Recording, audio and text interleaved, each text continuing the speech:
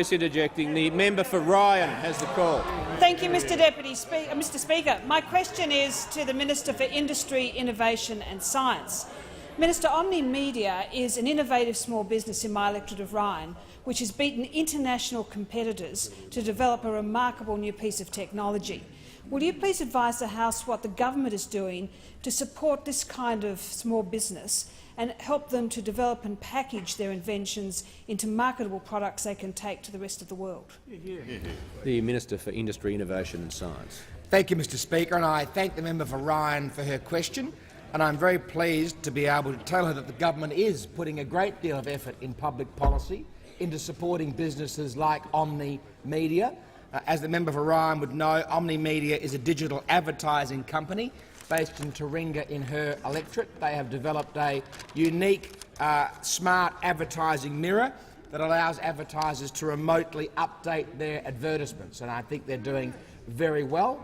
And I'm pleased the member for Ryan is highlighting their good work and their potential into the future. They are exactly the kind of start-up business that the Australian government is supporting through our National Innovation and Science Agenda in a number of different ways. One of those ways I talked about earlier this week, I think it was Tuesday, in terms of our changes to the tax system. So Omne Media will be able to attract angel investors to their business, and those angel investors will get at least two kinds of tax incentive for doing so.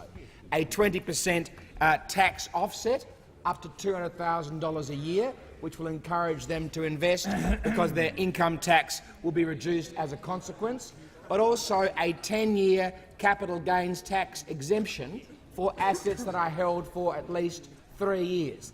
That will encourage the movement of capital because it's a 10-year exemption after 3 years, and it will encourage Australians to invest, or anybody to invest, in these kinds of startups. It gives us a competitive advantage over many of the other countries, like the United Kingdom, the United States, that Israel, that we are trying to emulate with our National Innovation and Science Agenda.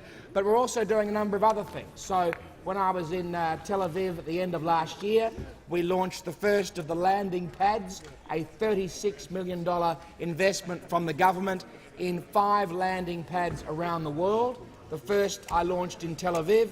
The second will be launched as part of the US-Australia Business Week by Minister Rob very soon at Silicon Valley, and then there'll be 3 others chosen in the near future to encourage groups like Omne Media and others to take their inventions overseas, and when they get there to have the contacts that they need to connect to the right people in those particular countries. Of course, the member would be familiar with things like the Entrepreneurs Program, a $100 million program that many members would be familiar with, that is responsible for the accelerated commercialisation grants. We've already allocated $54 million for 102 grants in order to support businesses, smaller businesses, to accelerate the commercialisation of their inventions. This is the government in action, creating jobs and growth in the economy, in the innovation sector, which is the sector of the future, and I'm very pleased the member for Ryan is entirely across that issue.